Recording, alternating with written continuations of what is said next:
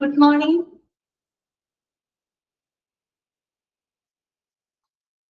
Okay, Sarah, good morning.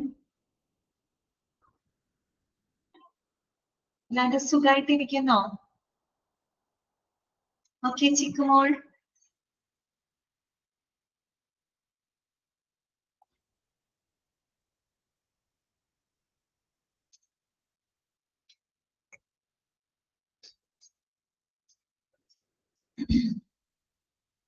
വായിച്ചൊക്കെ നോക്കുന്നുണ്ടോ? കഴിഞ്ഞ ദിവസം നമ്മള് ഗ്രീവൻസിന്റെ കുറച്ച് ക്വസ്റ്റ്യൻ ആൻസേഴ്സ് ഒക്കെ ഡിസ്കസ് ചെയ്തിരുന്നു അല്ലേ? ഓക്കെ, ക്ലിയർ ആണോ? അത്രയും കാര്യങ്ങളൊക്കെ ഓക്കെ ആണ് എല്ലാവർക്കും? ഓക്കെ, ഞാന് പറഞ്ഞിരുന്നു ഈ ക്ലാസ്സിൽ വരുമ്പോ ഡിസിപ്ലിൻ ഒന്ന് വായിക്കാൻ പറഞ്ഞിരുന്നു അല്ലെ? ഡിസിപ്ലിൻ വായിച്ചോ? എംപ്ലോയി ഡിസിപ്ലിൻ വായിച്ചു നോക്കിയോ? ജസ്റ്റ് ഒന്ന് വായിക്കാൻ പറഞ്ഞിട്ടുണ്ടായിരുന്നില്ല, വായിച്ചു നോക്കിയോ? അതിന് റെസ്പോൺസ് ഒന്നും ഇല്ലല്ലോ, എന്ത് പറ്റി? ഓക്കെ, ചിക്കുമോള് വായിച്ചു അല്ലേ? ഓക്കെ, വായിച്ചു നോക്കണം കേട്ടോ, എന്നാലാണ് നമുക്ക് ക്വസ്റ്റ്യൻസ് ഒക്കെ കേൾക്കുമ്പോ ആ ഒരു ആൻസർ ചെയ്യാനായിട്ട് കുറച്ചുകൂടെ നന്ദി. ഇതിനോടൊപ്പം തന്നെ പഠിച്ചു പോകാനും കൂടെ വേണ്ടിയിട്ടാണ് കേട്ടോ ഞാൻ പറയുന്നത്. ഓക്കെ, അപ്പൊ ശരി, നമുക്കപ്പൊ ഇന്നത്തെ ക്ലാസ് തുടങ്ങാം കേട്ടോ. ഓക്കെ, മ്യൂട്ട് ചെയ്യാണ് കേട്ടോ.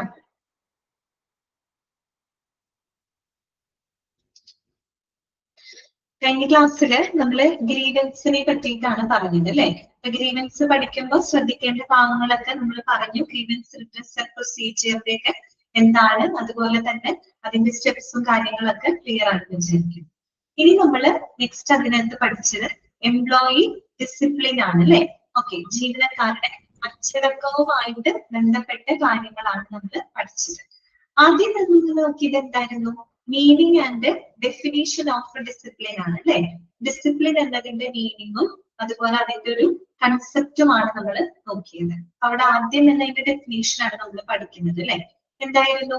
Discipline refers to follow up of rules and regulations in a systematic manner by the employees in the interest of the organisation. ഇത് ഏറ്റവും ഇമ്പോർട്ടന്റ് ആയിട്ടുള്ള ഡെഫിനേഷൻ ആണ് കേട്ടോ.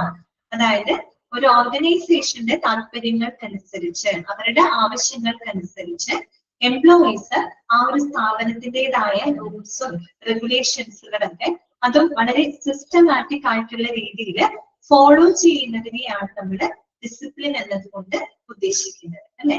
ഓക്കെ, അങ്ങനെയുള്ള കാര്യങ്ങളൊക്കെ നമ്മൾ പറഞ്ഞു. പിന്നെ ഒരു ഡിസിപ്ലിനെ പറ്റിയിട്ട്, ഒരു ഡിസിപ്ലിൻ എങ്ങനെയാണ് ഒരു സ്ഥാപനത്തിനെ സ്വാധീനിക്കുന്നത്. നമുക്കറിയാം ഡിസിപ്ലിനഡ് ആയിട്ടുള്ള എംപ്ലോയീസ് എന്ന് പറയുന്നത് എപ്പോഴും എന്താണ്, ഹയർ പ്രൊഡക്ടിവിറ്റി, ഇൻഡസ്ട്രിയൽ ഗ്രോത്തിനൊക്കെ കാരണമാവുന്നുണ്ട് അല്ലെ? ഓക്കെ, പിന്നെ നമ്മൾ പഠിച്ചത് ഡിസിപ്ലിന്റെ രണ്ട് ഡെഫിനീഷൻസ്. അതും ആരൊക്കെയാണ്? ഒന്ന് ഡെയിൽ എസ് ബീച്ചിന്റെയും ഗാരി ഡെസ്ലറിന്റെയും. നമുക്ക് ഗ്രീവൻസ് പഠിച്ചപ്പോ 4 ഡെഫിനീഷൻസ് പഠിച്ചില്ലേ? അതുപോലെ തന്നെ ഡിസിപ്ലിനെ പറ്റിയിട്ട് 2 ഡെഫിനീഷൻസ് ആയിരുന്നു. ഒന്ന് ഡെയിൽ എസ് ബീച്ചിന്റെയും മറ്റൊന്ന് ഗാരി ഡെസ്ലറിന്റെയും കേട്ടോ. അതൊക്കെ ഇമ്പോർട്ടന്റ് ആണ് കേട്ടോ. നമ്മളിങ്ങനെ ഓരോ ഡെഫിനേഷൻ ഒക്കെ പഠിക്കുമ്പോൾ നോക്കി വെക്കാം, ആര് മുന്നോട്ട് വെച്ചതാണെന്നൊക്കെ ചോദിക്കാം കേട്ടോ. ഓക്കെ, ഡെയിൽ എസ് ബീച്ചിന്റെ ഡെഫിനേഷൻ എന്തായിരുന്നു? Discipline regulates the human behaviour. മനുഷ്യന്റെ പെരുമാറ്റത്തിനെ നിയന്ത്രിക്കുന്നു. ഡിസിപ്ലിൻ എന്ന് പറയുന്നത് മനുഷ്യന്റെ പെരുമാറ്റത്തിനെ നിയന്ത്രിക്കുന്നു. ഗാരി ഡെസ്ലർ എന്താണ് പറഞ്ഞത്? Discipline is a procedure that corrects or punishes a subordinate because a rule of procedure has been violated അല്ലെ? കീഴുദ്യോഗസ്ഥര് എന്തെങ്കിലും എന്താണ് നടപടികള് അവര് വയലേറ്റ് ചെയ്യുകയാണെങ്കിൽ അതിനെ എന്ത് ചെയ്യണം? കറക്റ്റ് ചെയ്യുന്ന, അല്ലെങ്കിൽ അതിനെ അവര് പണിഷ് ചെയ്യുന്ന ഒരു പ്രൊസീജിയർ ആണ് ഡിസിപ്ലിൻ എന്നാണ് ആര് പറഞ്ഞത്? ഗാരി ഡെസ്ലർ അങ്ങനെയാണ് ഡിഫൈൻ ചെയ്തത്. ഓക്കെ, അപ്പൊ ഡിസിപ്ലിന്റെ മീനിങ്ങും അതിന്റെ ഡെഫിനേഷൻസും നമ്മൾ പറഞ്ഞു. പിന്നെ നമ്മൾ പഠിച്ചത് നേച്ചർ ആണ് അല്ലെ? നേച്ചർ ഓഫ് ഡിസിപ്ലിൻ, ഡിസിപ്ലിന്റെ നേച്ചർ ആണ്. അപ്പൊ എന്തൊക്കെ നേച്ചറുകളാണെന്ന്? സ്റ്റാൻഡേർഡ് ബിഹേവിയർ അല്ലെ? പിന്നെ രണ്ടാമത്തത് സ്റ്റാൻഡേർഡ് ബിഹേവിയർ എന്ന് പറയുന്നത് എന്താണ്? ഏതൊരു ഓർഗനൈസേഷൻ എടുത്താലും ആ ഓർഗനൈസേഷന് അതിൻ്റെതായ ചില പെരുമാറ്റച്ചട്ടങ്ങൾ ഉണ്ടായിരിക്കും അല്ലെ? ആ പെരുമാറ്റച്ചട്ടങ്ങൾ എന്ത് ചെയ്തിരിക്കണം? കൃത്യമായിട്ട് പാലിക്കണം എന്നുള്ളത് നിർബന്ധമാണ്. അത് സ്റ്റാൻഡേർഡ് ബിഹേവിയർ അവര് പാലിക്കണം എന്നുള്ളത് നിർബന്ധമായിട്ടുള്ള ഒരു കാര്യമാണ് അല്ലെ. അപ്പൊ അതൊരു ഡിസിപ്ലിന്റെ ഭാഗം തന്നെയാണ് അല്ലെ. നമ്മളിപ്പോ ഒരു സ്ഥാപനത്തിൽ വർക്ക് ചെയ്യുമ്പോൾ ആ സ്ഥാപനത്തിന്റേതായ റൂൾസ് ആൻഡ് റെഗുലേഷൻസുകളൊക്കെ കൃത്യമായിട്ട് പാലിക്കുക എന്ന് പറയുന്നത് നമ്മുടെ ആ ഒരു സ്റ്റാൻഡേർഡ് ബിഹേവിയർ ആണ്. It is A part of discipline അല്ലെ. അതൊരു ഡിസിപ്ലിന്റെ ഭാഗം തന്നെയാണ് അല്ലെ. പിന്നെ അതൊരു മോട്ടിവേറ്റിംഗ് ഫോഴ്സ് ആണ് അല്ലെ. ഡിസിപ്ലിൻ എന്ന് പറഞ്ഞാല് ഒരു മോട്ടിവേറ്റിംഗ് ഫോഴ്സ് ആണ്. കാര്യം എന്താണ്? It encourages employees to correct their mistakes or misconduct. After the consequences they may face if they violate the discipline policy. Discipline പോളിസികള് വയലേറ്റ് ചെയ്ത് കഴിഞ്ഞാല് ഉണ്ടാകാവുന്ന ആ ഒരു പരിണിത ഫലങ്ങളെ അതിനെ കറക്റ്റ് ചെയ്യുന്നതിന് വേണ്ടിയിട്ട് അത് എൻകറേജ് ചെയ്യുന്ന ഒരു മോട്ടിവേറ്റിംഗ് ഫോഴ്സും കൂടിയാണ് നമ്മൾ ഈ പറയുന്ന ഡിസിപ്ലിൻ. പിന്നെ ഡിസിപ്ലിൻ പ്രധാനമായിട്ടും രണ്ട് നേച്ചറിലാണ്. ഒന്ന് പോസിറ്റീവ് നേച്ചറിലുള്ളതുണ്ട്, നെഗറ്റീവ് നേച്ചറിലുള്ളതുണ്ട് കേട്ടോ. ഓക്കെ, ഒരു കാര്യം ഓർത്ത് വെക്കുക, നമ്മൾ പോസിറ്റീവ് നേച്ചർ എന്ന് പറയുന്നത് നമ്മളിപ്പോ കൃത്യമായിട്ട് സ്ഥാപനത്തിന്റെ റൂൾസും റെഗുലേഷൻസും ഫോളോ ചെയ്യുന്നുണ്ടെങ്കിൽ അതിലൂടെ നമുക്കൊരു പോസിറ്റീവ് റെസ്പോൺസ് ആണ് ലഭിക്കുന്നത് അല്ലെ. ലൈക്ക് റിവാർഡ് പോലെയൊക്കെയുള്ള ഒരു പോസിറ്റീവ് റെസ്പോൺസ് ആണ് നമുക്ക് ലഭിക്കുന്നത്. അതേസമയം നമ്മളൊരു സ്ഥാപനത്തിന്റെ റൂൾസ് ആൻഡ് റെഗുലേഷൻസ് നമ്മൾ വയലേറ്റ് ചെയ്യാന്ന് വിചാരിക്കും. അപ്പൊ അതിലൂടെ നമുക്ക് ലഭിക്കുന്നത് എന്തായിരിക്കും? ഒരു നെഗറ്റീവ് ആയിട്ടുള്ള റെസ്പോൺസ് ആയിരിക്കും. ഓക്കെ, പിന്നെ നമ്മൾ നേച്ചർ പറഞ്ഞത് വോളണ്ടറി ഓർ ഇമ്പോസ്ഡ്. ഇതൊക്കെ നോട്ട് ചെയ്ത് വെക്കേണ്ട പോയിന്റ് ആണ് കേട്ടോ. ഡിസിപ്ലിന്റെ നേച്ചർ ആണ് പറയുന്നത്. Voluntary or imposed. വോളണ്ടറി എന്ന് പറയുന്നത് എന്താണ്? സ്വമേധയാ ഉള്ളതിനെയാണ് നമ്മൾ വോളണ്ടറി ഡിസിപ്ലിൻ എന്ന് പറയുന്നത് അല്ലെ. ഇമ്പോസ്ഡ് എന്ന് പറയുന്നത് എന്താണ്? നമ്മൾ ഒരാളെ ഫോഴ്സ്ഫുള്ളി നമ്മൾ അടിച്ചേൽപ്പിക്കുന്ന ഒന്നാണ് ഇമ്പോസ്ഡ് എന്ന് പറയുന്നത്. രണ്ട് നേച്ചർ, രണ്ട് ടൈപ്പുകളാണ് കേട്ടോ. ഡിസിപ്ലിൻ രണ്ട് ടൈപ്പ് എന്നാണ് നമ്മൾ പഠിക്കുന്നത്. ഒന്ന് വോളണ്ടറി, ഇമ്പോസ്ഡ്. ഇപ്പൊ ഒരു എംപ്ലോയി സെൽഫ് ഡിസിപ്ലിനഡ് ആണെങ്കിൽ നമുക്കതിനെ വോളണ്ടറി ഡിസിപ്ലിൻ എന്ന് പറയാം. കാര്യം അദ്ദേഹം ഡിസിപ്ലിൻ എന്ന് പറയുമ്പോൾ അതിനായിട്ട് ചൂസ് ചെയ്ത ഒന്നാണ്. അതേസമയം നമ്മളൊരു സ്ഥാപനത്തിന്റെ റൂൾസും റെഗുലേഷൻസും അവരുടെ മേൽ ഫോഴ്സ്ഫുള്ളി നമ്മൾ ഇമ്പോസ് ചെയ്യുകയാണെങ്കിൽ ദാറ്റ് ഈസ് കോൾഡ് ഇമ്പോസ്ഡ് അല്ലെ, അഥവാ ഒബ്ലിഗേറ്ററി ഡിസിപ്ലിൻ ആണ്. അതായത് നിർബന്ധിതമായിട്ട് നമ്മൾ ഒരു വ്യക്തിയെ അടിച്ചേൽപ്പിക്കുന്ന ഡിസിപ്ലിൻ ആയിട്ടാണ് നമ്മൾ അതിനെ കണക്കാക്കുന്നത്. ഓക്കെ, പിന്നെ നമ്മൾ പഠിച്ചത് right of the management. Discipline എന്ന് പറയുന്നത് അതൊരു സ്ഥാപനത്തിന്റെ അവകാശം കൂടിയാണ് അല്ലെ. അതായത് ഒരു എംപ്ലോയീസിന് ആവശ്യമായിട്ടുള്ള റൂൾസും റെഗുലേഷൻസുകളൊക്കെ ഇംപ്ലിമെന്റ് ചെയ്യുക എന്നുള്ളത് അതൊരു സ്ഥാപനത്തിന്റെ അവകാശമാണ്. അത് മാത്രമല്ല, അവരുടെ ആ ഒരു കോഡ് ഓഫ് കണ്ടക്ട് എന്ന് പറയുന്നത് അൺഫെയർ ആണെങ്കിൽ എംപ്ലോയീസിന് എന്ത് ചെയ്യാം? അതിനെതിരെ ഒപ്പോസ് ചെയ്യാനുള്ള ഒരു അവകാശം എംപ്ലോയീസിനുണ്ട്. പിന്നെ നമ്മൾ പറഞ്ഞത് ഡിസിപ്ലിൻ എന്ന് പറയുന്ന ഒരു കൺട്രോളിംഗ് ഫോഴ്സും കൂടിയാണ് അല്ലെ. കാര്യം എന്താണ്? ഡിസിപ്ലിൻ എന്ന് പറയുന്നത് ശരിക്കും ആളുകളുടെ ആക്ച്വൽ ആയിട്ടുള്ള അവരുടെ ബിഹേവിയറിനെ നമ്മൾ എന്ത് ചെയ്യുന്നുണ്ട്? റെഗുലേറ്റ് ചെയ്യുന്നുണ്ട്. So it is A controlling force. അപ്പൊ ആ പോയിന്റുകൾ നിങ്ങൾ നോട്ട് ചെയ്ത് വെക്കുക കേട്ടോ. ചിലപ്പോൾ നിങ്ങളോട് ചോദിക്കാം താഴെ തന്നിരിക്കുന്നതിൽ ഒരു ഡിസിപ്ലിന്റെ നേച്ചറിൽ ഉൾപ്പെടാത്തത് ഏതാണ്, ഉൾപ്പെടുന്നത് ഏതാണെന്നൊക്കെ ചോദിച്ചാൽ അറിയണം കേട്ടോ. Standard behaviour, motivating force, positive or negative nature, voluntary or imposed, right of the management, controlling force. Okay, പിന്നെ നമ്മൾ പറഞ്ഞത് ഡിസിപ്ലിന്റെ ഒബ്ജക്റ്റീവ്സ് ആണ്. ഡിസിപ്ലിൻ കൊണ്ട് നമ്മൾ ലക്ഷ്യമിടുന്ന കാര്യങ്ങൾ എന്തൊക്കെയാണ്? അച്ചീവ്മെന്റ് ഓഫ് ഗോൾസ്, ലക്ഷ്യങ്ങൾ നേടിയെടുക്കുക അല്ലെ. നമുക്ക് കറക്റ്റ് ആയിട്ട് നമ്മൾ ഡിസിപ്ലിനഡ് ആയിട്ട് പോവുകയാണെങ്കിൽ നമുക്ക് ആ സ്ഥാപനത്തിന്റെ ലക്ഷ്യങ്ങൾ നേടിയെടുക്കാനായിട്ട് എളുപ്പമാണ് അല്ലെ. ഓക്കെ, പിന്നെ നമ്മൾ പറഞ്ഞു മേക്കിംഗ് എംപ്ലോയീസ് റെസ്പോൺസിബിൾ. എംപ്ലോയീസിനെ നമുക്ക് കുറച്ചും കൂടെ റെസ്പോൺസിബിൾ ആക്കി മാറ്റാൻ പറ്റുന്നു അല്ലെ. പിന്നെന്താണ്? Bringing desired behavioural changes in employees. എംപ്ലോയീസിന് നമ്മൾ ആഗ്രഹിക്കുന്ന തരത്തിലുള്ള ഒരു ബിഹേവിയറൽ ചേഞ്ചസ് കൊണ്ടുവരാനായിട്ട് സാധിക്കുന്നു. പിന്നെ കൺട്രോളിംഗ് എംപ്ലോയീസ്, നമുക്ക് എംപ്ലോയീസിനെ നിയന്ത്രിക്കാൻ സാധിക്കുന്നു. അതുപോലെ maintaining cordial relation between employee and management അല്ലെ. എംപ്ലോയിക്കും മാനേജ്മെന്റിനും ഇടയിൽ നല്ലൊരു റിലേഷൻ നമുക്ക് മെയിൻറ്റെയിൻ ചെയ്യാനായിട്ട് സാധിക്കും. ഇത്രയുമാണ് അതിന്റെ ഒബ്ജക്റ്റീവ്സ് ആയിട്ട് നമ്മൾ പഠിച്ചത് കേട്ടോ. പിന്നെ നമ്മൾ പറഞ്ഞത് ഡിസിപ്ലിന്റെ ടൈപ്പാണ്. ഡിസിപ്ലിന്റെ ടൈപ്പ് പ്രധാനമായിട്ടും എത്ര ടൈപ്പ് ഉണ്ട്? 3 ടൈപ്പ് ഉണ്ട് കേട്ടോ. ഇതൊക്കെയാണ്. ഒന്ന് പോസിറ്റീവ് ഡിസിപ്ലിൻ. അപ്പൊ പോസിറ്റീവ് ഡിസിപ്ലിനെ പറ്റി സ്ക്രീനിന്റെ ഡെഫിനിഷൻ അവിടെ കൊടുത്തിട്ടുണ്ട്, ഇമ്പോർട്ടന്റ് ആണ് കേട്ടോ. നെഗറ്റീവ് ഡിസിപ്ലിൻ, അതിലും സ്ക്രീനിന്റെ ഡെഫിനിഷൻ കൊടുത്തിട്ടുണ്ട്. പിന്നെ വരുന്നതാണ് പ്രോഗ്രസീവ് ഡിസിപ്ലിൻ കേട്ടോ. ഓക്കെ, അപ്പൊ അതൊക്കെ ഒന്ന് പറഞ്ഞതാണ്. പോസിറ്റീവ് ഡിസിപ്ലിൻ എന്ന് പറയുന്നത് എന്താണ്? നല്ല പെരുമാറ്റത്തിനെ പ്രോത്സാഹിപ്പിക്കുന്ന ഒന്നാണ് പോസിറ്റീവ് ഡിസിപ്ലിൻ. അതേസമയം തെറ്റായ ഒരു പെരുമാറ്റത്തിനെ അവഗണിപ്പിക്കുക അല്ലെങ്കിൽ അതിനെ അവോയ്ഡ് ചെയ്യുക എന്നുള്ളതാണ് നെഗറ്റീവ് ഡിസിപ്ലിൻ. അല്ലെ? പ്രോഗ്രസീവ് ഡിസിപ്ലിൻ എന്ന് പറയുമ്പോൾ എന്താണ്? ആദ്യം നമ്മൾ എന്താണ് അവർക്ക് ഒരു പ്രോഗ്രസീവ് ഡിസിപ്ലിൻ എന്ന് പറയുമ്പോൾ നമ്മള് എംപ്ലോയീസ് ഉണ്ടാക്കുന്ന ഇൻഡിസിപ്ലിൻ പ്രോബ്ലംസുകളെ വളരെ സിസ്റ്റമാറ്റിക് ആയിട്ടുള്ള രീതിയിൽ കൈകാര്യം ചെയ്യുന്നതാണ് പ്രോഗ്രസീവ് ഡിസിപ്ലിൻ എന്ന് പറയുന്നത്. എക്സാമ്പിൾ അവിടെ കൊടുത്തിട്ടുണ്ട്. പ്രോഗ്രസീവ് ആയിട്ട് എന്ന് പറയുന്നത് എന്താണ്? ഒറ്റയടിക്കല്ല, നമ്മൾ പതുക്കെ പതുക്കെ തുടരെ നമ്മൾ ചെയ്യും. ആദ്യം ഒരു എന്തെങ്കിലും ഇൻഡിസിപ്ലിൻ ചെയ്തു, ചെറിയൊരു വാണിങ്ങിന് നമ്മൾ കൊടുക്കും, വാണിംഗ് കൊടുക്കും, അവർക്ക് തിരുത്താൻ അവസരം കൊടുക്കും. അപ്പൊ അവര് തിരുത്തിയില്ലാന്നുണ്ടെങ്കിൽ കുറച്ചും കൂടെ എന്താണ് സിവിയർ ആയിട്ടുള്ള ഒരു പനിഷ്മെന്റിലോട്ട് പോകുന്ന അങ്ങനെ നമ്മൾ ഡിസിപ്ലിൻ ഉണ്ടാക്കുക. അതാണ് പ്രോഗ്രസീവ് ഡിസിപ്ലിൻ എന്ന് പറയുന്നത്. അപ്പൊ പ്രോഗ്രസീവ് ഡിസിപ്ലിനിൽ പോസിറ്റീവും വരുന്നുണ്ട്, നെഗറ്റീവും കൂടെ സംയോജിച്ചിട്ടാണ് ശരിക്കും ഇത് പ്രോഗ്രസീവ് ഡിസിപ്ലിൻ എന്ന് പറയുന്നത് കേട്ടോ. പിന്നെ നമ്മൾ പഠിച്ചത് എന്താണ് ഇൻഡിസിപ്ലിൻ അഥവാ മിസ്കണ്ടക്ട്. രണ്ട് ടേമും സെയിം ആണ് കേട്ടോ. മിസ്കണ്ടക്ട് എന്ന് പറയാം, അല്ലെങ്കിൽ ഇൻഡിസിപ്ലിൻ എന്ന് പറയാം. എന്താണ് മിസ്കണ്ടക്ട്? ഡെഫിനിഷൻ നോക്കിയേ. Violation of company's rules and regulations by the employees is termed as a misconduct. അല്ലെ? നമ്മൾ എംപ്ലോയീസിന്റെ ആ റൂൾസും റെഗുലേഷൻസും അല്ലെ, എംപ്ലോയീസ് ഒരു കമ്പനിയുടെ റൂൾസും റെഗുലേഷൻസ് ഒക്കെ വയലേറ്റ് ചെയ്യുന്നതിനെയാണ് നമ്മൾ മിസ്കണ്ടക്ട് എന്നതുകൊണ്ട് ഉദ്ദേശിക്കുന്നത് അല്ലെ. മിസ്കണ്ടക്റ്റിലൂടെ എന്ത് സംഭവിക്കും? എംപ്ലോയിയുടെ ഗ്രോത്തിനെ അത് നെഗറ്റീവ് ആയിട്ട് എഫക്ട് ചെയ്യുന്നു അല്ലെ. ഓക്കെ, പിന്നെ നമ്മൾ അതിന് എക്സാമ്പിൾ പഠിച്ചു. ഇൻഡിസിപ്ലിൻ അഥവാ മിസ്കണ്ടക്റ്റിലുള്ള കുറച്ച് മീൻസ് അതുമായിട്ട് എക്സാമ്പിളുകൾ അല്ലെ. എന്തൊക്കെയാണ് മിസ്കണ്ടക്റ്റിൽ വരുന്ന കുറച്ച് പ്രവൃത്തികൾ എന്തൊക്കെയാണ് അല്ലെ, അതൊക്കെ നമ്മൾ പരിചയപ്പെട്ടു. ഒരു ഏകദേശം 10-12 നമ്മൾ പറഞ്ഞിട്ടുണ്ട് കേട്ടോ. അത് വളരെ ഇമ്പോർട്ടന്റ് ആണ് കേട്ടോ. അതൊക്കെ മിസ്കണ്ടക്റ്റിന്റെ ഭാഗമായിട്ട് നമ്മൾ പഠിച്ച കുറെ കാര്യങ്ങളുണ്ട്. ഓക്കെ, പിന്നെ എന്തുകൊണ്ടാണ് അങ്ങനെ ഇൻഡിസിപ്ലിൻ ഉണ്ടാവുന്നത്? മിസ്കണ്ടക്റ്റിനുള്ള കാരണങ്ങൾ എന്തൊക്കെയാണ്? എത്ര പോയിന്റ് അതിനകത്ത് നമ്മൾ പഠിച്ചു? 8 പോയിന്റുകളോളം നമ്മൾ അതിനകത്ത് പഠിച്ചു അല്ലെ. മിസ്കണ്ടക്റ്റിനുള്ള കാരണങ്ങൾ. ഒന്ന് സ്റ്റിഫ് ആൻഡ് കൺവെൻഷണൽ പ്രാക്ടീസസ് അല്ലെ, ഓർഗനൈസേഷന്റെ പരമ്പരാഗതമായിട്ടുള്ള രീതിയിലുള്ള ഒട്ടും ഫ്ലെക്സിബിൾ അല്ലാത്ത ചില പ്രവർത്തനങ്ങൾ, അല്ലെങ്കിൽ അവിടുത്തെ ചില റൂൾസ് ആവാം, റെഗുലേഷൻസ് ആവാം. അതുപോലെ അൺഫെയർ ട്രീറ്റ്മെന്റ് അല്ലെ, നമ്മൾ എംപ്ലോയീസിനെ ഒട്ടും ഫെയർ അല്ലാത്ത രീതിയിൽ നമ്മൾ അവരെ ട്രീറ്റ് ചെയ്യാം. അതുപോലെ absence of proper code of conduct, proper code of കണ്ടക്ടിന്റെ അഭാവം അല്ലെ. അതുപോലെ improper system of grievance redressal, ശരിയായ രീതിയിൽ ഒരു പരാതി പരിഹാര സംവിധാനങ്ങളുടെ ഇല്ലാതിരിക്കുക. അതുപോലെ തന്നെ ineffective HR policies and procedures അല്ലെ, അതായത് ഒട്ടും ഇഫക്റ്റീവ് അല്ലാത്ത HR പോളിസികള്, പ്രൊസീജിയറുകള്. അതുപോലെ എന്താണ്?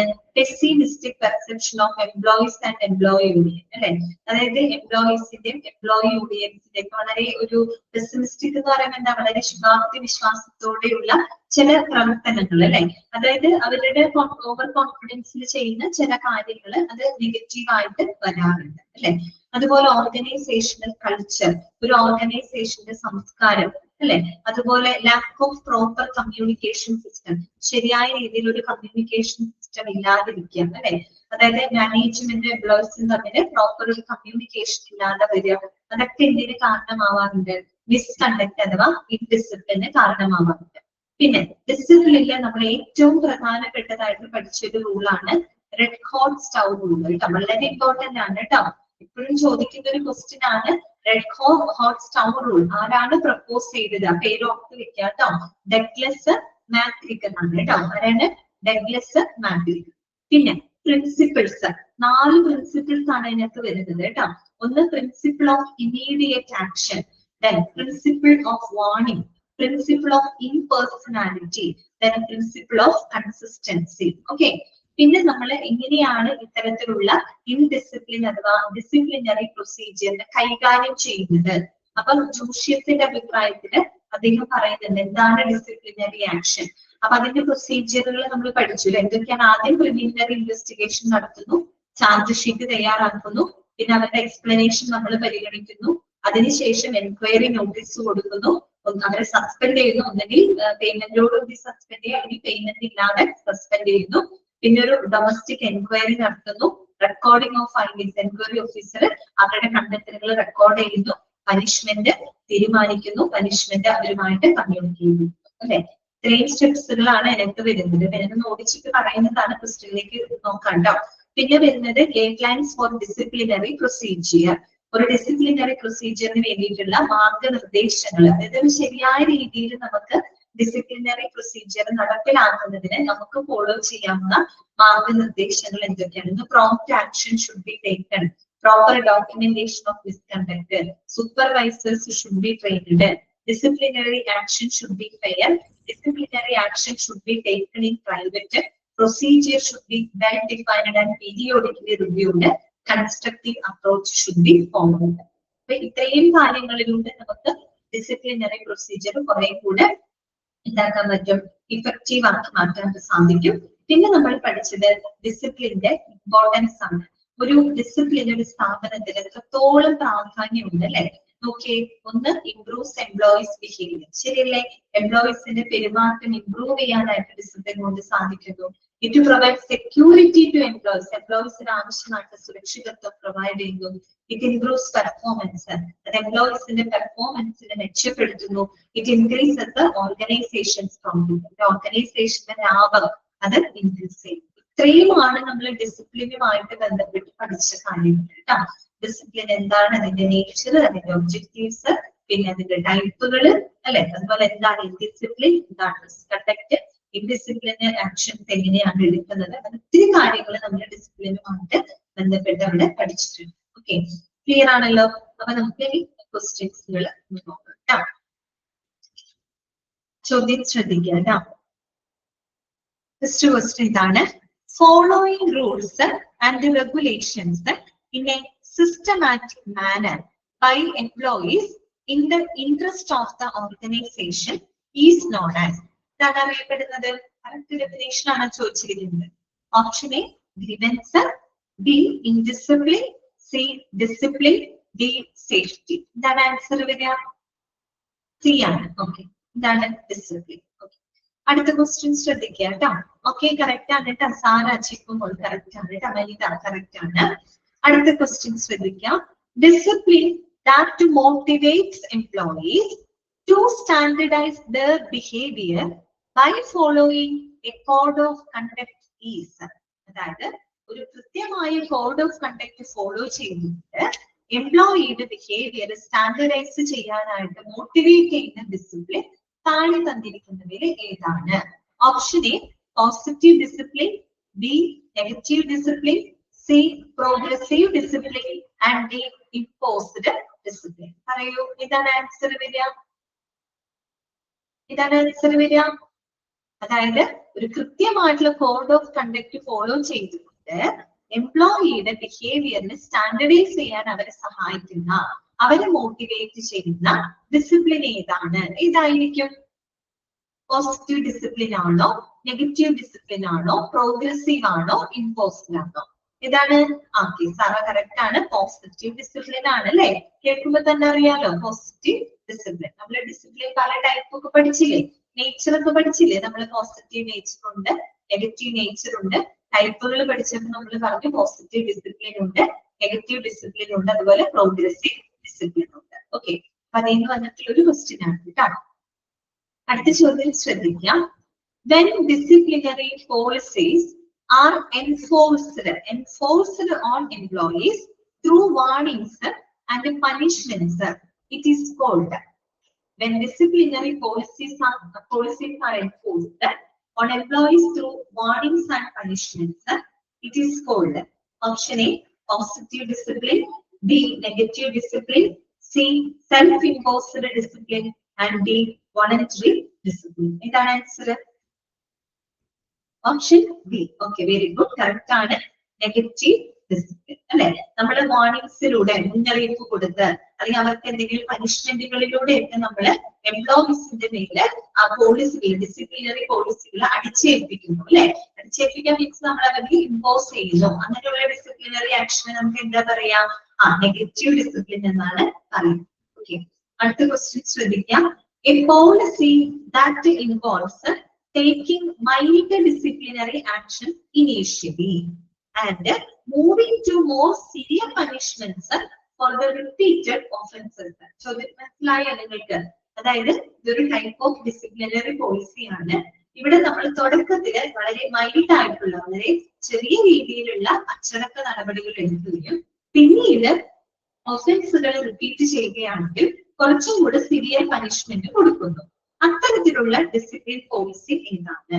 Option A positive discipline, option B negative discipline, C progressive discipline, D red hot stove rule.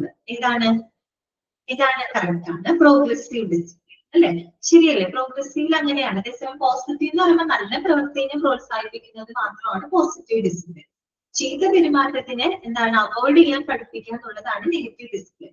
പക്ഷെ പ്രോഗ്രസീവ് എന്ന് പറയുമ്പോൾ അവിടെ രണ്ടും വരുന്നുണ്ട് അല്ലെ? അതായത് അത് തുടക്കത്തിൽ നമ്മൾ തെറ്റ് ചെയ്യുമ്പോൾ ഒരു വാർണിങ്സ് കൊടുക്കും അല്ലെ? ആ വാർണിങ്സിലൂടെ അവർക്ക് തിരുത്താനുള്ള ഒരു അവസരം അവിടെ കിട്ടുന്നുണ്ട്.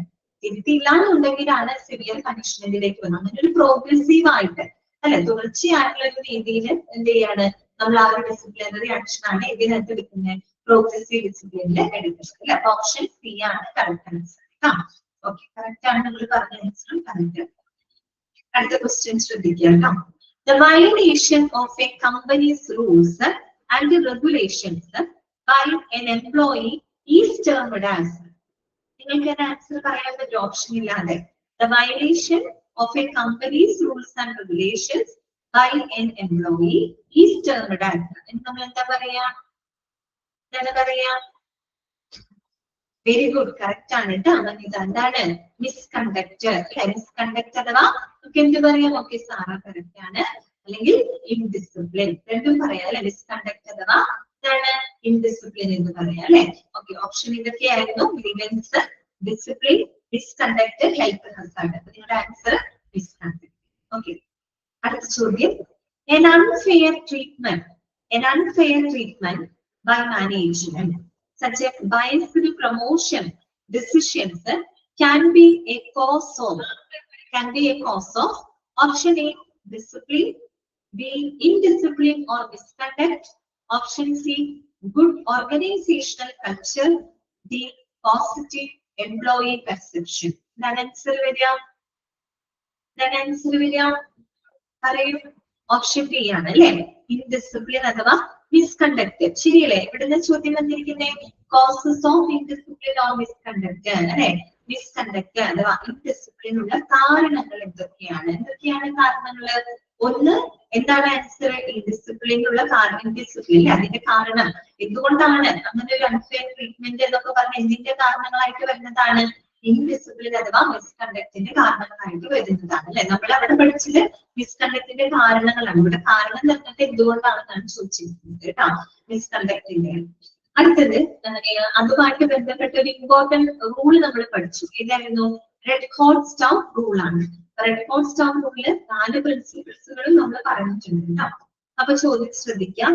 The red hot stove rule for enforcing discipline was formulated by. ആരാണ് ഫോർമുലേറ്റ് ചെയ്തത്? Option A Dale Yoder, option B Gary Tesler, option C Douglas McGregor and D Keith Davis. ഇതാണ് ആൻസർ. കറക്റ്റ്, ഡഗ്ലസ് മാക്ഗ്രിഗർ കേട്ടോ. അതെന്തായാലും ഒരു നമുക്ക് മിക്കവാറും ചോദിക്കാൻ chance ഉള്ള ഒരു ക്വസ്റ്റ്യൻ ആണ്. ഡയറക്റ്റ് ക്വസ്റ്റ്യൻ ആണല്ലോ. റെഡ് ഹോട്ട് സ്റ്റൗ റൂൾ ആരാണ്? ഓക്കെ, കറക്റ്റ് ആണ് കേട്ടോ. അടുത്തത് വിച്ച് പ്രിൻസിപ്പിൾ, അതിനോട് കറക്റ്റ് ആണ് കേട്ടോ. നെക്സ്റ്റ് വരുന്നതാണ് വിച്ച് പ്രിൻസിപ്പിൾ. ശ്രദ്ധിക്കാം കേട്ടോ, 4 പ്രിൻസിപ്പിൾ നമ്മൾ അതിനകത്ത് പറയുന്നുണ്ട്. Which principle of the red hot stove rule States that action against misconduct should be taken as soon as it occurs. ചോദ്യം ശ്രദ്ധിക്കാം കേട്ടോ. Which principle of the red hot stove rule States that action against misconduct should be taken as soon as it occurs. നമ്മൾ misconduct വന്നു കഴിഞ്ഞാൽ അധികം സമയം നഷ്ടപ്പെടുത്താതെ എത്രയും പെട്ടെന്ന് തന്നെ അതിനെതിരെ ആക്ഷൻ എടുക്കുക എന്ന് പറയുന്നത് ഏത് പ്രിൻസിപ്പിൾ ആണ്? എന്താണ് വനിത പറഞ്ഞു? കറക്റ്റ് ആണ് കേട്ടോ. Immediate action. ഓക്കെ, വേഗം കറക്റ്റ് ആണ് കേട്ടോ. അപ്പൊ ഓപ്ഷൻ പറയാതെ നിങ്ങൾക്ക് ആൻസർ കിട്ടുന്നുണ്ടല്ലോ. Principle of warning, principle of immediate action, principle of impersonality and principle of consistency. Answer correct ആണ് കേട്ടോ. പ്രിൻസിപ്പിൾ ഓഫ് ഇമ്മീഡിയറ്റ് ആക്ഷൻ അല്ലെ? ചോദ്യം ശ്രദ്ധിക്കാം. The principle stating that all employees should be aware of the rules and punishment for violating them. അതായത് നമ്മളിപ്പോ ഈ rules regulations ഒക്കെ violate ചെയ്ത് കഴിഞ്ഞാൽ അതുമായിട്ട് ബന്ധപ്പെട്ട് പണിഷ്മെന്റുകൾ നമുക്ക് ലഭിക്കും എന്നൊരു അവയർനെസ് എല്ലാ എംപ്ലോയീസിനും ഉണ്ടായിരിക്കണം എന്ന് പറയുന്ന പ്രിൻസിപ്പിൾ എന്നാണ്. Option A principle of warning, option B principle of immediate action, C principle of impersonality and D principle of consistency. ഇതാണ് ആൻസർ. പ്രിൻസിപ്പിൾ ഓഫ് വാർണിംഗ് അല്ലെ, അറിയാലോ. അതായത് അതൊരു വാർണിംഗ് ആണ്. അതായത് മിസ്കണ്ടക്ട് ചെയ്ത് ഇങ്ങനെ ശിക്ഷ ലഭിക്കും എന്നുള്ള ആ ഒരു എന്താ വാർണിംഗ് അവർക്ക്, അതിനെ പറ്റി അവർ അവെയർ ആക്കിയിരിക്കുക എന്ന് പറയുന്നത് ഏത് പ്രിൻസിപ്പിൾ ആണ്? പ്രിൻസിപ്പിൾ ഓഫ് വാർണിംഗ് ആണ് അല്ലെ. അടുത്ത ക്വസ്റ്റ്യൻ കേട്ടോ. The principle of impersonality. The principle of impersonality in the Red Hot Stove rule means that disciplinary action should be. അതില് ഒരു പ്രിൻസിപ്പിൾ ആണ് പ്രിൻസിപ്പിൾ ഓഫ് ഇംപേഴ്സണാലിറ്റി. അപ്പൊ റെഡ് ഹോട്ട് സ്റ്റവ് റൂളിലെ ആ ഒരു പ്രിൻസിപ്പിൾ അനുസരിച്ച് that disciplinary action should be. Disciplinary action എങ്ങനെ ആയിരിക്കണം എന്നാണ് ആ ഒരു പ്രിൻസിപ്പിളിൽ പറയുന്നത്. Option A different for every employee, അങ്ങനെയാണോ? അതോ option B applied only to new employees, C equal for all employees who commit the same offence, option D kept private and not discussed. ഇതാണ് ഓക്കെ. എന്താ correct ആണ്? മേഘ ചിക്കുമ്പോൾ correct ആണ് കേട്ടോ. Arun correct ആണ്. ഈക്വൽ അല്ലേ? ഓക്കെ കറക്റ്റ് ആണ് കേട്ടോ. ഇതാണ് അവിടെ പറയുന്നത് ഓപ്ഷൻ സി ആണ് അല്ലെ. Equal for all employees who commit the same offence. Same offence ചെയ്യുന്ന എല്ലാ ആളുകൾക്കും ഒരേപോലെ ഈക്വൽ രീതിയിൽ ആയിരിക്കണം എന്നാണ് പ്രിൻസിപ്പിൾ ഓഫ് ഇംപേഴ്സണാലിറ്റി. നമ്മൾ അവിടെ ഒരു പേഴ്സൺ വൈസ് നോക്കേണ്ട കാര്യമില്ല അല്ലെ. ഒരു വ്യക്തിനെ നമ്മൾ അവിടെ ഫോക്കസ് ചെയ്യും. അതുകൊണ്ടാണ് ഈ പേഴ്സണാലിറ്റിനെ എടുത്ത് പറഞ്ഞത് കേട്ടോ.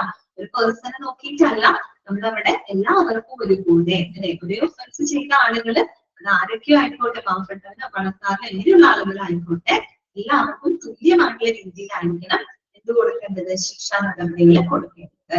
ഓക്കെ, ഇത്രയുള്ളൂ കേട്ടോ. അപ്പൊ ആ പ്രിൻസിപ്പിളുമായിട്ട് ബന്ധപ്പെട്ട കാര്യങ്ങളൊക്കെ നിങ്ങൾ പ്രത്യേകം നോട്ട് ചെയ്യാം. അടുത്ത ക്വസ്റ്റ്യൻ ശ്രദ്ധിക്കുക കേട്ടോ. ദ ഫസ്റ്റ് സ്റ്റെപ്പിന്റെ ഫോർമൽ ഡിസിപ്ലിനറി പ്രൊസീജിയർ. പിന്നെ നമ്മൾ ഡിസിപ്ലിനറി പ്രൊസീജിയർ പഠിച്ചല്ലോ. 11ഓളം സ്റ്റെപ്പുകൾ നമ്മൾ പഠിച്ചു അല്ലെ. അപ്പൊ അതിലെ ഫസ്റ്റ് സ്റ്റെപ്പ് ഏതാണെന്നാണ് ചോദിച്ചിരിക്കുന്നത്. ഫസ്റ്റ് സ്റ്റെപ്പിന്റെ ഫോർമൽ ഡിസിപ്ലിനറി പ്രൊസീജിയർ. ഇതിന് ഓപ്ഷൻസ് തരുന്നില്ല, നിങ്ങൾക്കൊന്ന് പറയാൻ പറ്റുമോ? എന്താണ് ഡിസിപ്ലിനറി പ്രൊസീജിയറിന്റെ ഫസ്റ്റ് സ്റ്റെപ്പ് എന്തായിരുന്നു? അറിയാമോ?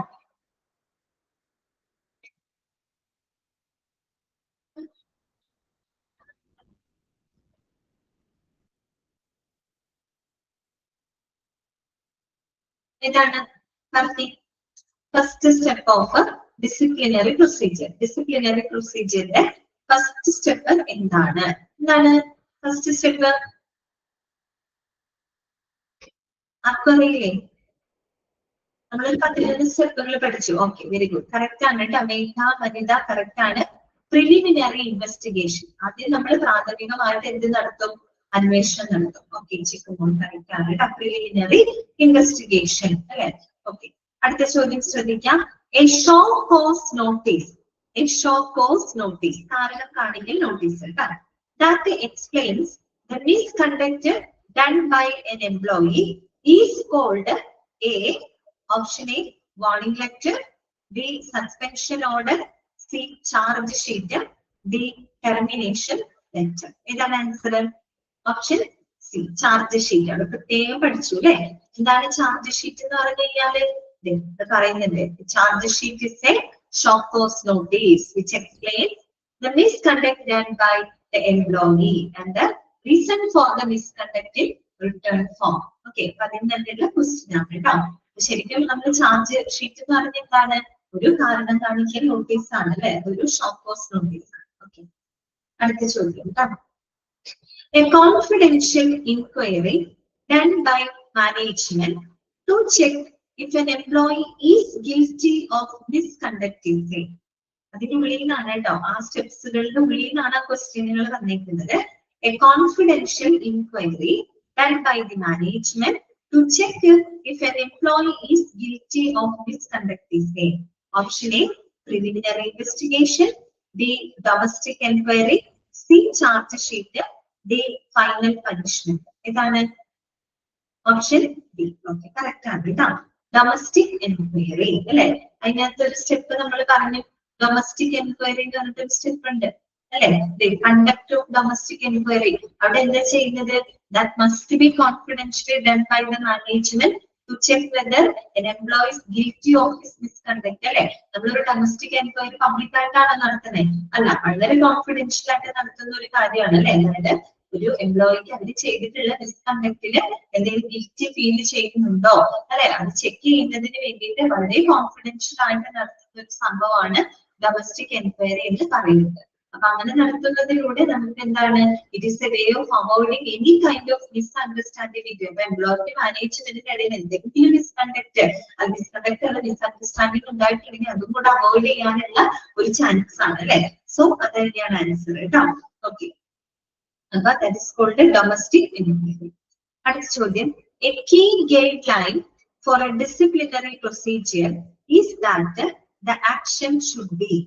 A key guideline for a disciplinary procedure is that the action should be option A, taken in public, B, delayed as long as possible, C, fair and impartial, D, different for every similar offence.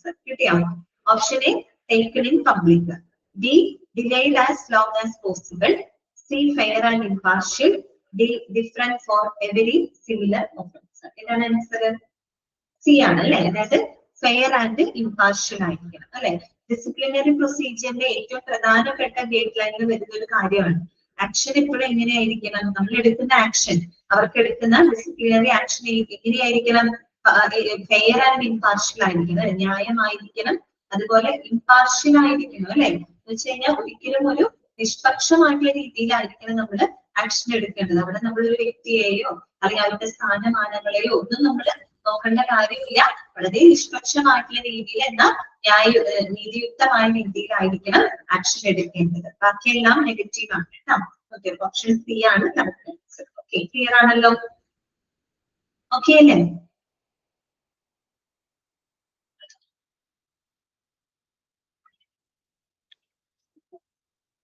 അടുത്ത question ശ്രദ്ധിക്കാം കേട്ടോ. The main aim of organisational, okay ഇത്രയാണ് നമ്മുടെ കയ്യിൽ വന്നിട്ടുള്ളത്. വേറെ questions അപ്പം ഡിസിപ്ലിനുമായിട്ട് ബന്ധപ്പെട്ട ക്വസ്റ്റ്യൻസുകളുടെ ഒരു മോഡൽ മാത്രമാണ് നമ്മൾ അവിടെ കണ്ടത്. പക്ഷെ ഇനിയും അതിൽ നിന്ന് ഇഷ്ടം പോലെ കണ്ടന്റുകൾ ചോദിക്കാം കേട്ടോ. ഏതാനും ക്വസ്റ്റ്യൻസുകൾ മാത്രമാണ് നമ്മൾ അവിടെ പറഞ്ഞത് കേട്ടോ. പക്ഷെ ഇത് പഠിക്കുമ്പോൾ ശ്രദ്ധിക്കുക, എളുപ്പമുള്ളതാണ്, എളുപ്പമുള്ള ഭാഗങ്ങളാണ്. പ്രത്യേകം നിങ്ങൾ ഡെഫിനിഷൻസ് ഒക്കെ നോട്ട് ചെയ്ത് വെക്കണം കേട്ടോ. അതുപോലെ ഡിസിപ്ലിനറി പ്രൊസീജിയറിന്റെ സ്റ്റെപ്സുകൾ അതിനുള്ളിൽ നിന്ന് ചോദിച്ചിട്ടുണ്ട്. ആദ്യത്തെ സ്റ്റെപ്പ് പ്രിലിമിനറി ഇൻവെസ്റ്റിഗേഷൻ ആണ്. പിന്നെ ചാർജ് ഷീറ്റ് എന്താണ്, പിന്നെ മൂന്നാമത്തെ സ്റ്റെപ്പ് അങ്ങനെയൊക്കെ വേണമെങ്കിൽ എടുത്ത് ചോദിക്കാം. മൂന്നാമത്തെ സ്റ്റെപ്പ് ഏതാണ് അല്ലെങ്കിൽ നാലാമത്തെ സ്റ്റെപ്പ് ഏതാണ്, അങ്ങനെയൊക്കെ ചോദ്യങ്ങൾ എക്സ്പെക്ട് ചെയ്യാം. അപ്പൊ അത് വളരെ കറക്റ്റ് ആയിട്ട് തന്നെ സ്റ്റെപ്പ് ബൈ സ്റ്റെപ്പ് ആയിട്ട് തന്നെ നിങ്ങൾ പഠിച്ചു വെക്കുക കേട്ടോ. അതുപോലെ എക്സ്പ്ലനേഷൻ കൺസിഡറേഷൻ വരുമ്പോൾ അതിൽ തന്നെ 3 കാര്യങ്ങളുണ്ട്. ഒന്ന് ആക്സെപ്റ്റ് ദ ചാർജസ്, കുറ്റങ്ങൾ ആക്സെപ്റ്റ് ചെയ്യാം, അല്ലെങ്കിൽ ചാർജസ് റിഫ്യൂസ് ചെയ്യാം, അല്ലെങ്കിൽ കുറച്ചുകൂടെ ആ എക്സ്പ്ലനേഷന് വേണ്ടിയിട്ട് ടൈം കൂടുതൽ ചോദിക്കാം അല്ലെ? അതുപോലെ പിന്നീട് എക്സ്പ്ലനേഷൻ ഫെയിൽ ആയി കഴിഞ്ഞാൽ എന്ത് ചെയ്യണം, അങ്ങനെയൊക്കെയുള്ള കാര്യങ്ങൾ അവിടെ ഉണ്ട്. അതുപോലെ തന്നെ notice of enquiry, suspension with or without pay, പിന്നെ കണ്ടക്ട് ഓഫ് ഡൊമസ്റ്റിക് എൻക്വയറി, ഇങ്ങനെയുള്ള കാര്യങ്ങളൊക്കെ അവിടെ നോക്കാം കേട്ടോ. Recording of findings by enquiry officer, അതുപോലെ awarding of punishment, communication of punishment കേട്ടോ. ഇതൊക്കെ നോട്ട് ചെയ്ത് വെക്കണം കേട്ടോ. ക്ലിയർ ആയല്ലോ? ഓക്കെ അല്ലേ?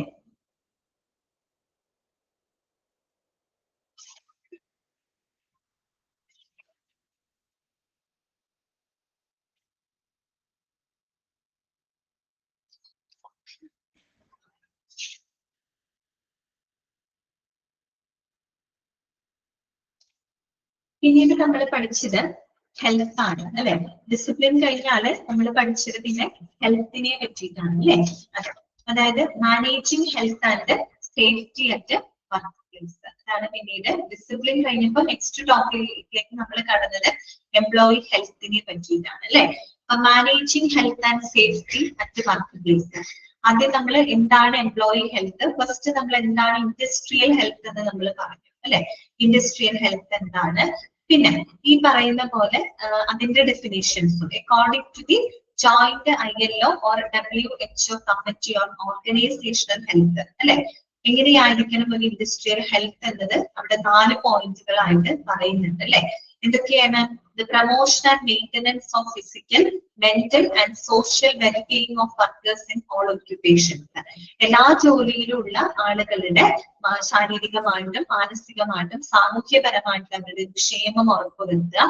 അതുപോലെ തന്നെ prevention among workers of ill health caused by the working conditions. അല്ലെ, അതെ, അതായത് ഇപ്പൊ അനാരോഗ്യം മൂലം അല്ലെ ബുദ്ധിമുട്ടുന്ന അനാരോഗ്യകരമായിട്ടുള്ള ഒരു വർക്കിംഗ് കണ്ടീഷൻസ് അവോയ്ഡ് ചെയ്യാന്നുള്ളത്. അതുപോലെ protection of workers in their employment from risk resulting from factors adverse to health. അവരുടെ ഹെൽത്തിനെ ദോഷകരമായിട്ട് ബാധിക്കുന്ന അങ്ങനെയുള്ള റിസ്കുകളിൽ നിന്നും അവരെ പ്രൊട്ടക്ട് ചെയ്യാം. അതുപോലെ placing and maintaining the worker in an occupational environment adapted to his physical and psychological equipment. അല്ലെ, അതായത് അവരെ ആ ഒരു നല്ല, അതായത് ഏറ്റവും നല്ലൊരു വർക്കിംഗ് കണ്ടീഷനിലേക്ക് അവര് ശാരീരികമായിട്ടും മാനസികമായിട്ടും അഡാപ്റ്റ് ചെയ്യുന്ന രീതിയിലുള്ള ഒരു ഒക്യുപേഷണൽ എൻവയോൺമെന്റിലോട്ട് അവരെ പ്ലേസ് ചെയ്യുക. ഇതൊക്കെയാണ് നമ്മൾ ഹെൽത്ത് കൊണ്ട് ഉദ്ദേശിക്കുന്നത്. അല്ലെ, പിന്നെ നമ്മൾ പഠിച്ചത് എംപ്ലോയി ഹെൽത്തിന്റെ ഒബ്ജക്റ്റീവ്സുകളാണ്. അല്ലെ, എംപ്ലോയി ഹെൽത്ത് കൊണ്ട് നമ്മൾ ലക്ഷ്യമിടുന്ന കാര്യങ്ങൾ എന്തൊക്കെയാണ്? 9 പോയിന്റുകൾ അവിടെ കൊടുത്തിട്ടുണ്ട് കേട്ടോ. 9 പോയിന്റുകൾ നിങ്ങൾ പഠിക്കുമ്പോൾ നോട്ട് ചെയ്ത് തന്നെ പഠിച്ചു പോകുക കേട്ടോ. ഇതൊക്കെ മനസ്സിലാക്കി വെക്കേണ്ട കാര്യങ്ങളേ ഉള്ളൂ. പിന്നെ ഏറ്റവും ഇമ്പോർട്ടന്റ് ആയിട്ടുള്ള ഒരു ഭാഗമാണ് aspects of employee health. Employee ഹെൽത്തുമായിട്ട് ബന്ധപ്പെട്ട ചില കാര്യങ്ങൾ പ്രധാനമായിട്ടും നമ്മൾ അതിനകത്ത് 3 ടൈപ്പ് ഓഫ് ഹെൽത്തിനെ പറ്റിയിട്ട് അവിടെ പറയുന്നുണ്ട്. ഇതൊക്കെയാണ്. ഒന്ന് മെന്റൽ ഹെൽത്ത്. അല്ലെ, മെന്റൽ ഹെൽത്തിന് പറയുന്ന മറ്റൊരു പേരെന്താണ്? Emotional health. അങ്ങനെയുള്ളതൊക്കെ നോട്ട് ചെയ്ത് വെക്കണം കേട്ടോ. എംപ്ലോയി മെന്റൽ ഹെൽത്തിനെ പറയുന്ന മറ്റൊരു ടേം ആണ് ഇമോഷണൽ ഹെൽത്ത്. അല്ലെ, A significant element of organisational health is protection of employees mental health. It is also termed as emotional health കേട്ടോ. അപ്പൊ മെന്റൽ ഹെൽത്തിന് പറയുന്ന മറ്റൊരു പേരാണ് ഇമോഷണൽ ഹെൽത്ത്. അതുപോലെ തന്നെ ഫിസിക്കൽ ഹെൽത്ത്. ഫിസിക്കൽ ഹെൽത്ത് എന്ന് പറയുന്നത് എന്താണ്?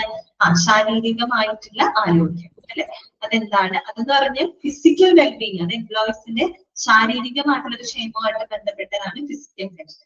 ദെൻ വരുന്നത് സോഷ്യൽ ഹെൽത്ത് ആണ്, സാമൂഹ്യപരമായിട്ടുള്ള ആരോഗ്യം. അല്ലെ, അപ്പൊ അത് നോക്കൂ, WHO അതിനെ പറ്റി പറഞ്ഞ കാര്യങ്ങള്. പിന്നെ നമ്മൾ അവിടെ കംപ്ലീറ്റ് പഠിച്ചത് എംപ്ലോയി ഹെൽത്തുമായിട്ട് ബന്ധപ്പെട്ട സ്റ്റാറ്റ്യൂട്ടറി പ്രൊവിഷൻസുകളാണ് കേട്ടോ, നിയമവ്യവസ്ഥകളാണ്.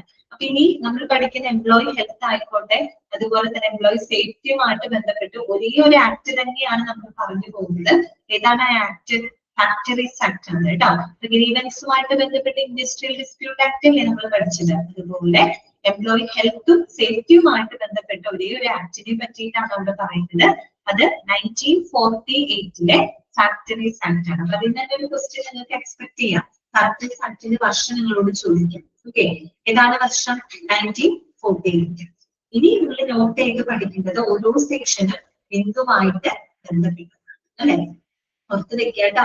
സെക്ഷൻ 11 തൊട്ട് 20 വരെ കേട്ടോ. 20 വരെയുള്ള സെക്ഷൻ അതിൽ തന്നെ പഠിച്ചു വെക്കാം. സെക്ഷൻ 11 തൊട്ട് 20 വരെ വരുന്നത് ഇതിനിടെ എംപ്ലോയി ഹെൽത്തുമായിട്ട് ബന്ധപ്പെട്ട നിയമവ്യവസ്ഥകളാണ് കേട്ടോ. ഓക്കെ, അപ്പൊ നമുക്ക് ജസ്റ്റ് ഒന്ന് ഓടിച്ച് നോക്കിയിട്ട് ക്വസ്റ്റ്യനിലേക്ക് പോകാം കേട്ടോ. ആദ്യത്തെ എന്തായിരുന്നു? സെക്ഷൻ 11. എന്താണ്? ക്ലീൻലിനെസ്. അല്ലെ, അപ്പൊ ഞാൻ അന്നൊരു എളുപ്പം പറഞ്ഞായിരുന്നു, 11 പോലെയാണ് എല്ലും മയ്യും ഇരിക്കുന്നത്. അല്ലെ, എല്ലും മയ്യും ഒരു 11 പോലെയല്ലേ ഇരിക്കുന്നത്. അപ്പൊ സെക്ഷൻ 11 എന്താണ്? ക്ലീൻലിനെസ്സുമായിട്ട് ബന്ധപ്പെട്ടതാണ് കേട്ടോ. അതുപോലെ തന്നെ സെക്ഷൻ 12 എന്താണ്? ഡിസ്പോസൽ ഓഫ് വേസ്റ്റ് എഫ്ലുവൻസ്, മലിനജല നിർമ്മാർജ്ജനവുമായിട്ട് ബന്ധപ്പെട്ട സെക്ഷനാണ് സെക്ഷൻ 12 കേട്ടോ. ഓക്കെ, പിന്നെ വെന്റിലേഷനും ടെമ്പറേച്ചറുമായിട്ട് ബന്ധപ്പെട്ട സെക്ഷനാണ് സെക്ഷൻ 13. അതുപോലെ ഡസ്റ്റും ഫ്യൂംസുമായിട്ട് ബന്ധപ്പെട്ടതാണ് സെക്ഷൻ 14. 15 ഏതാണ്? Artificial humidification. ഓക്കെ, ഓവർ ക്രൗഡിങ്ങുമായിട്ട് ബന്ധപ്പെട്ടത് സെക്ഷൻ 16 ആണ്. ലൈറ്റിങ്ങുമായിട്ട് ബന്ധപ്പെട്ടത് സെക്ഷൻ 17. അത് ഞാൻ പറഞ്ഞു, ലൈറ്റ് എല്ല് മറിച്ചിട്ടാൽ 7 പോലെയല്ലേ ഇരിക്കുന്നത്. എല്ലിനെ പിടിച്ച് മറിച്ചിട്ടാൽ 7 അല്ലേ? അങ്ങനെ ഒന്ന് കണക്ട് ചെയ്യാം കേട്ടോ. അപ്പൊ ലൈറ്റിങ് 17. അപ്പൊ ആ എല്ലും 7ഉം ഒന്ന് കണക്ട് ചെയ്യാം. അതുപോലെ ക്ലീൻലിനെസ് എന്ന് പറയുമ്പോൾ 11ഉം ആ ക്ലീൻലിനെസിന്റെ എല്ലും മയ്യും ചേർത്തൊരു 11 പോലെ ഇരിക്കുന്നത്. അതിനൊക്കെ ഒന്ന് കണക്ട് ചെയ്യാം കേട്ടോ. സെക്ഷൻ 18 എന്താണ്? ഡ്രിങ്കിങ് വാട്ടർ ആണ് കേട്ടോ. 19 എന്താണ്? Latrine and urinals. 20 എന്താണ്? ഈ പറയുന്ന സ്പിറ്റൂൾസ്. ജസ്റ്റ് നിങ്ങളൊന്ന് വായിച്ചു നോക്കി.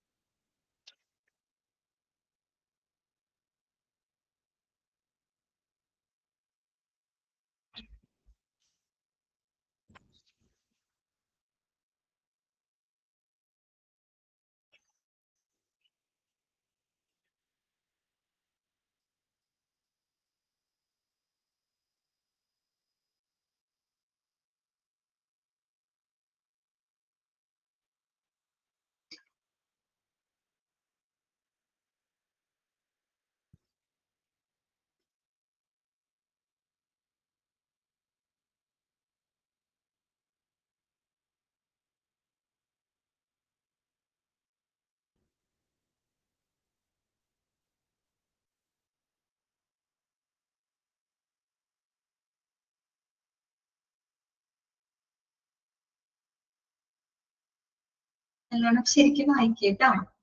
അതുപോലെ മനസ്സിരുത്തി വായിക്കേട്ടോ. അങ്ങനെ ആൻസർ ചെയ്യാൻ പറ്റുള്ളൂ. എംപ്ലോയി ഹെൽത്തുമായിട്ട് ബന്ധപ്പെട്ട് അല്ലെ physical health, mental health, okay, അതൊക്കെ ഒന്ന് നോട്ട് ചെയ്യാട്ടോ. അതൊക്കെ കുറെ ഇമ്പോർട്ടന്റ് ആണ്. സോഷ്യൽ ഹെൽത്ത്, അതിൽ പറയുന്ന ഓരോ സെന്റൻസുകളും നിങ്ങൾ മനസ്സിരുത്തി തന്നെ വായിക്കണം കേട്ടോ.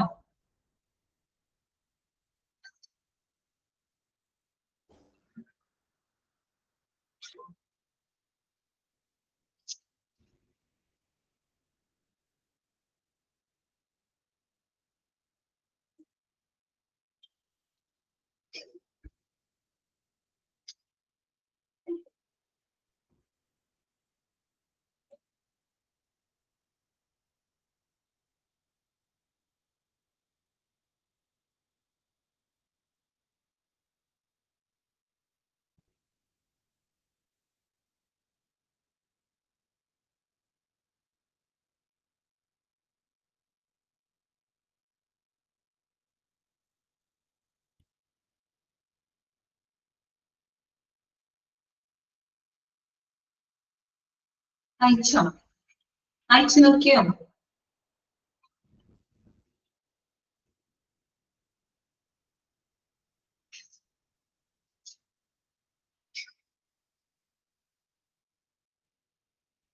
അയക്കല്ലോ. ഓക്കെ, വായിച്ചു.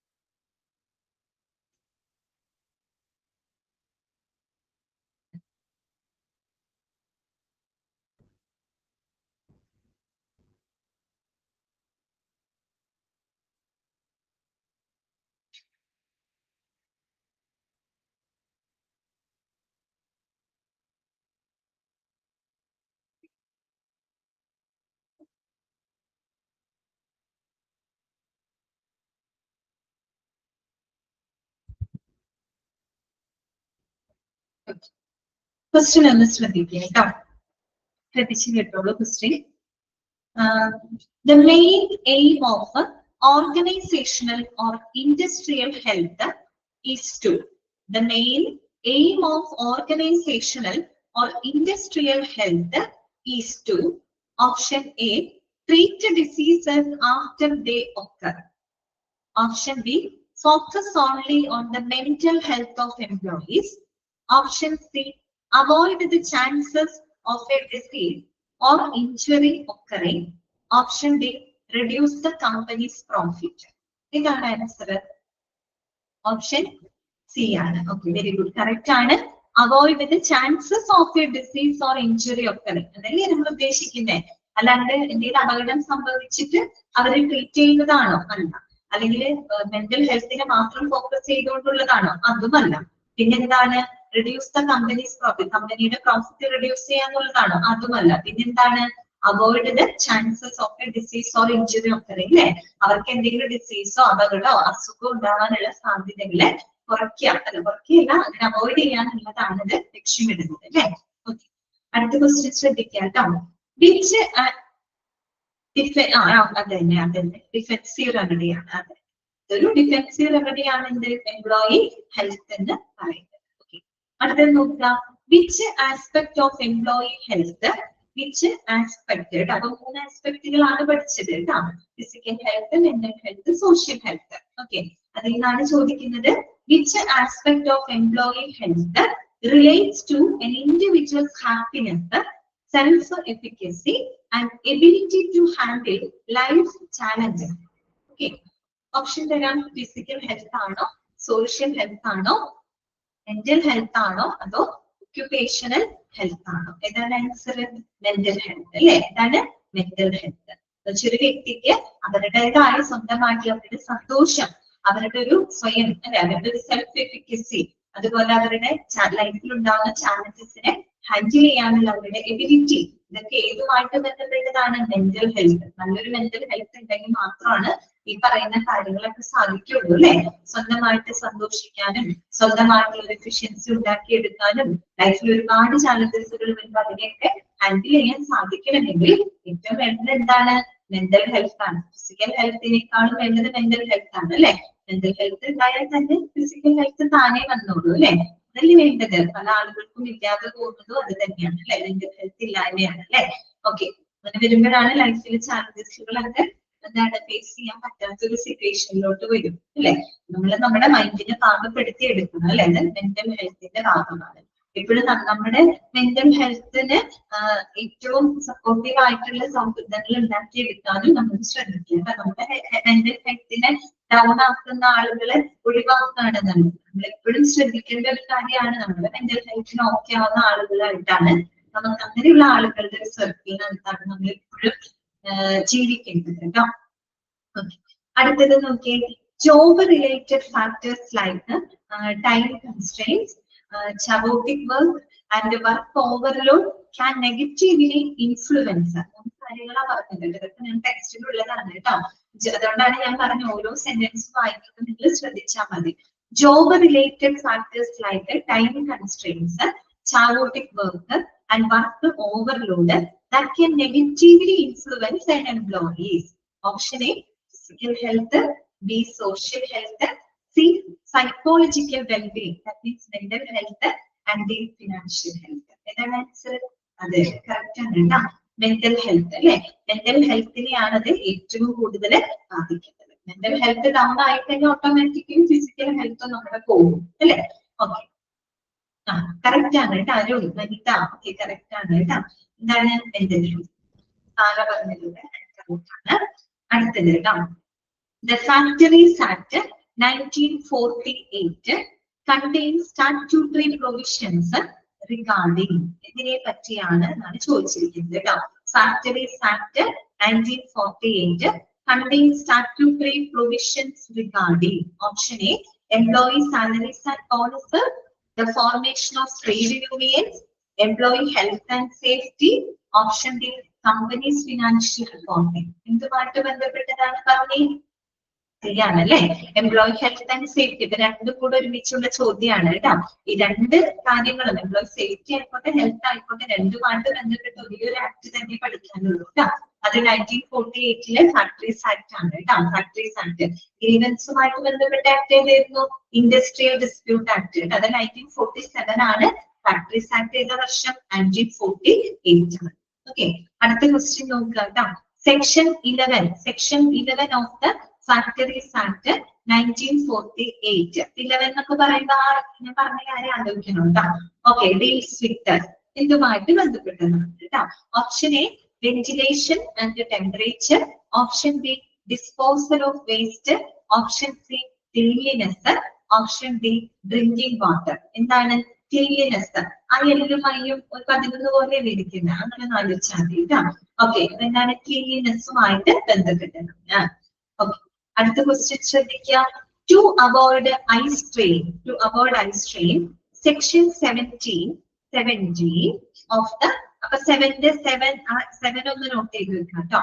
Of the Factories Act requires factories to provide sufficient and suitable എന്താണ്? Option A, drinking water.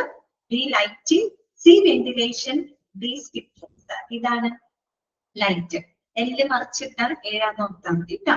Okay, section 17 lighting കേട്ടോ. അതുമായിട്ട് ബന്ധപ്പെട്ടതാണ്. ബാക്കിയുള്ളതൊക്കെ നിങ്ങൾ ഇങ്ങനെ വെച്ച് കണക്ട് ചെയ്യണം കേട്ടോ. ഓക്കെ, അത്രയോ ഇന്നത്തെ ക്ലാസ് നമുക്ക് അവസാനിപ്പിക്കാം. നമ്മള് ഓരോരോ ഞാൻ വേറൊന്നും അല്ല, വേറെ കാര്യം നിങ്ങൾക്ക് കിട്ടിയില്ലെങ്കിലും ഈ റിവിഷൻ ക്ലാസ്സുകളിൽ മിസ്സാവാതെ നോക്കുക കേട്ടോ. കാരണം അത് അതിനൊപ്പം തന്നെ പഠിച്ചു പോകാൻ പറ്റുകയാണെങ്കിൽ അത്രയും നല്ലതാണ്. വേറെ സമയം നിങ്ങൾക്ക് കണ്ടെത്തേണ്ടി വരില്ല. പിന്നെ എക്സാമിന്റെ സമയമാകുമ്പോൾ നോക്കുക കേട്ടോ. പിന്നെ നമ്മൾ ഇതിൽ ഏതാനും ക്വസ്റ്റ്യൻസ് മാത്രമാണ് ഡിസ്കസ് ചെയ്യുന്നത് കേട്ടോ. ഇതിന് ഇഷ്ടം പോലെ പോസിബിൾ ക്വസ്റ്റ്യൻസ് വേറെ ഒരുപാട് ഉണ്ട് കേട്ടോ. അപ്പൊ അതൊക്കെ ശ്രദ്ധിക്കണം. ശരി,